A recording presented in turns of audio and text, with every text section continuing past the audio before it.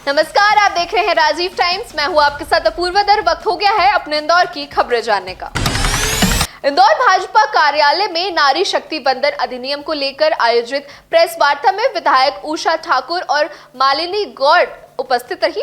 उषा ठाकुर ने इस अवसर पर प्रधानमंत्री नरेंद्र मोदी का आभार व्यक्त करते हुए नारी शक्ति वंदन अधिनियम को देश का भाग्य बदलने वाला कानून बताया। उन्होंने कहा कि अधिनियम महिला सशक्तिकरण का स्वर्ण अध्याय साबित हो सकता है।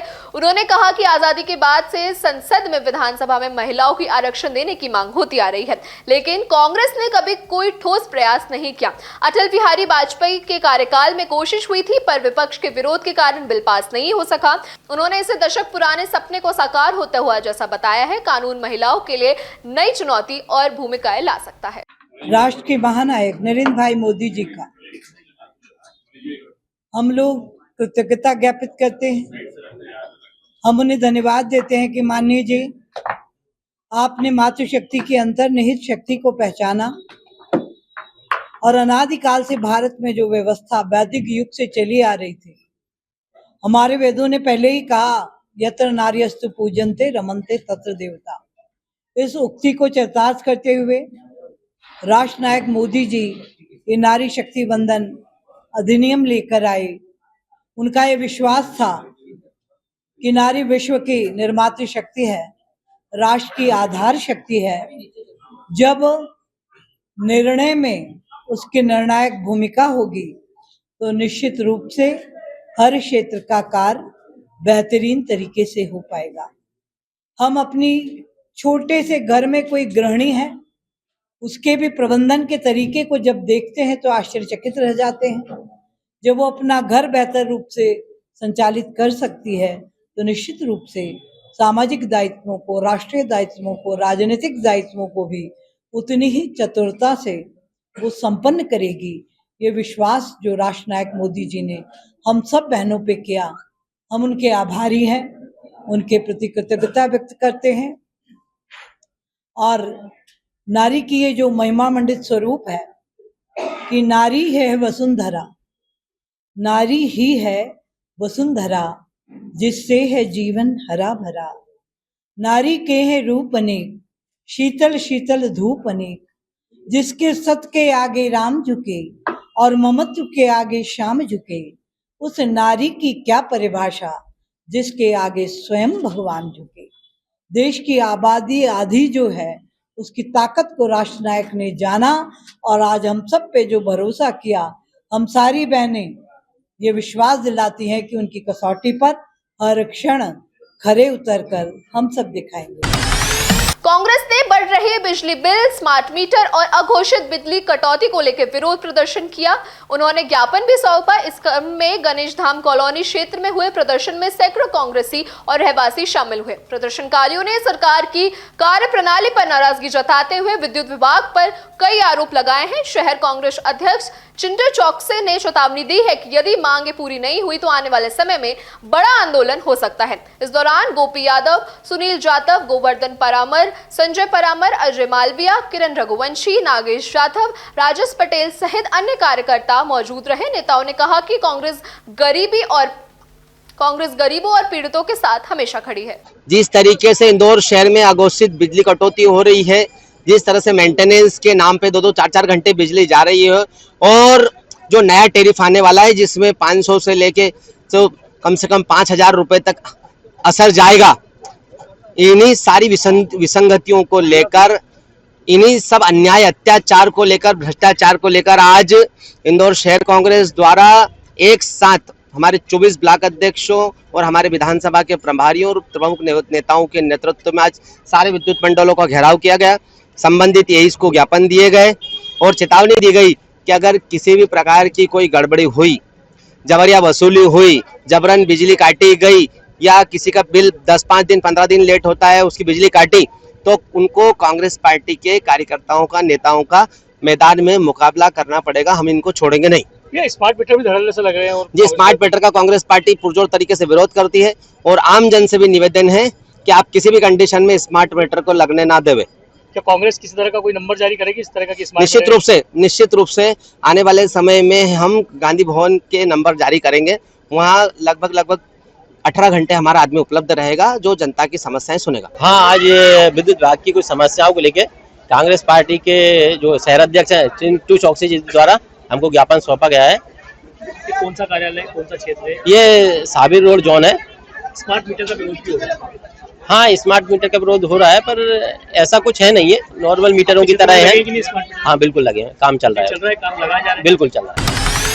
इंदौर के गांधी हॉल में 15 अप्रैल को सर्व जातीय सामूहिक विवाह सम्मेलन आयोजित होगा। इस भव्य कार्यक्रम में 25 जोड़े वैदिक रीति रिवाज के साथ विवाह संबंध में बनेंगे। इस दौरान पारंपरिक 7 फेरों के साथ 9 विशेष वचन भी दिलाए जाएंगे, जिसमें इंदौर को स्वच्छता में नंबर बनाए रखना, राष्ट्र व धर्म की रक्षा जैसे संकल्प शामिल होंगे। आयोजन की तैयारी जोरों शोरों से चल रही है। समारोह में शामिल सभी जोड़े बाराती और घराती सामूहिक रूप से वंदे मातरम का गायन करते हुए इसे वातावरण को देशभक्ति में बदल देंगे। आयोजक विधायक गोलू शुक्ला ने बताया कि जोड़ों के लिए सभी आवश्यक सुविधा उपलब्ध कराई गई है। कार्यक्रम में एक मुख्यमंत्री जोड़ा भी आकर्षण का केंद्र बनेगा। ये आयोजन समाज को एकता का संदेश देगा। जन्मदिन पे हमने हमारे सारे समर्थकों से आग्रह किया था कि किसी तरह के होर्डिंग, बैनर, पोस्टर न लगाएं। तो अगर आपको लगाना ही है तो हम सामूहिक विवाह करने जा रहे हैं गरीब बच्चों का, उसमें वो राशि भेंट की जाए। तो सभी समर्थकों ने और समाज के लोगों ने हमको राशि भेंट की, जिससे हमने सामूहिक विवाह प्रारंभ किया। पिछली बार 20 जोड़े थे, इस बार 25 जोड़े हैं। 25 जोड़ों का सामूहिक विवाह 15 तारीख को शाम को गोधूली बेला में लग्न रखें और सब अच्छे से उनकी बारात निकाली जाएगी। राजवाड़ा बुलिया छतरी से 25 जोड़ों की बारात, 25 दुल्हनों की बारात निकाल के उनका पूरा सम्मान से, क्योंकि वो सब गरीबी रेखा से नीचे वाले लोग हैं, जिनके घर में मतलब बहुत स्थितियां हैं जिनकी ठीक नहीं रहती, उन लोगों को हमने गरीबी रेखा के कार्ड से उनको चयनित किया और चयनित करके उनका शादी बिल्कुल धूमधाम से और भव्य तरीके से हम करेंगे। और एक इसमें मूक बधिर जोड़ा भी है जिसकी भी शादी होगी और धूमधाम से शादी होगी। और हमारा प्रयास रहेगा कि अच्छे से अच्छे उनको सब सारे गृहस्थी का भी सामान दिया जाए और उनकी पूरी गृहस्थी बढ़ जाए, इतना सामान हम इंदौर के राजेंद्र नगर थाना क्षेत्र में हुए अंधे कत्ल का पुलिस ने 24 घंटे के भीतर खुलासा कर दिया है और 3 आरोपियों को गिरफ्तार कर दिया है। आपको बता दें कि 11 अप्रैल को एक मल्टी के पास खाली मैदान में एक अज्ञात युवक का शव मिला था, जिसे ईंट और पत्थरों से हत्या कर दी थी। मामले का प्रकरण दर्ज किया गया है। जांच के दौरान सीसीटीवी फुटेज और मौके से मिले मोबाइल फोन के आधार पर मृतक की पहचान 28 वर्षीय गोलू उर्फ कृष्ण कुमार के रूप में की गई है, जो सागर का निवासी है।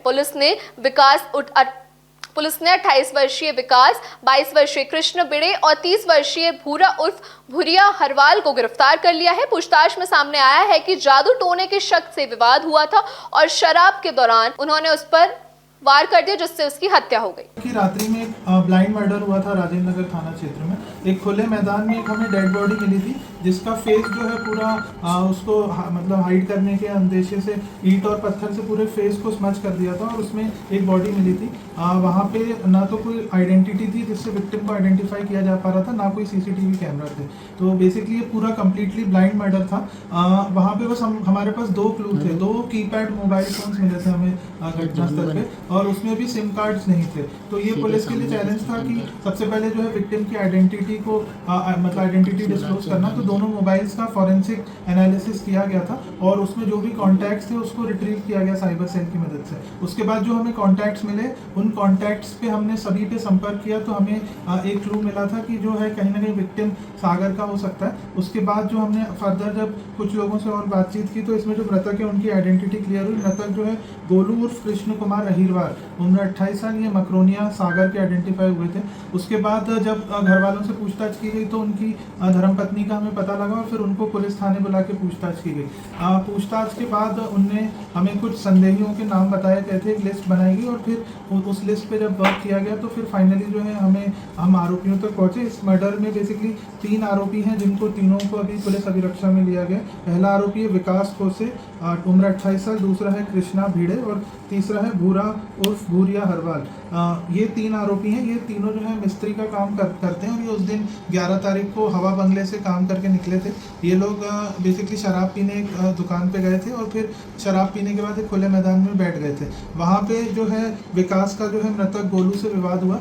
विकास को ऐसा लगता था कि गोलू ने उसके ऊपर कोई जादू टोना कर रखा है और वो उसको जो है भूत दिखाई देते थे और उसको ऐसा बोलते थे कि विकास ने तुम पे जादू टोना किया है। उसने कई बार विकास से ऐसा पूछा कि तुमने ऐसा क्यों किया, तो विकास ने उसको हर बार डिनाई किया कि मैंने मेरे द्वारा ऐसा कुछ भी नहीं किया गया। तो उस दिन भी जब ये लोग शराब पिए हुए थे तो इसी बात पे इनका विवाद हुआ और फिर विकास ने आक्रोश में आके ईंट से इसके सर पे मार के इसका पूरा सर कुचल दिया और फिर ये तीनों वहाँ से भग गए। जो है विकास को बैतूल से अभिरक्षा में लिया गया। ये मूल निवासी बैतूल का और ये अपने गाँव भाग गया था जहाँ से पुलिस ने अभिरक्षा में लिया। जो दूसरा आरोपी है भूरा, उसको धार से पकड़ा गया और जो तीसरा है कृष्णा, उसको कुंदन नगर से पकड़ा गया। तो तीनों आरोपी पुलिस की हिरासत में है और ये जो 24 घंटे के अंदर जो ब्लाइंड मर्डर का खुलासा किया गया, जिसमें सिर्फ एक एविडेंस जो 2 मोबाइल फोन से कीपैड वाले और विदाउट सिम, उसके आधार पर पूरा खुलासा हुआ।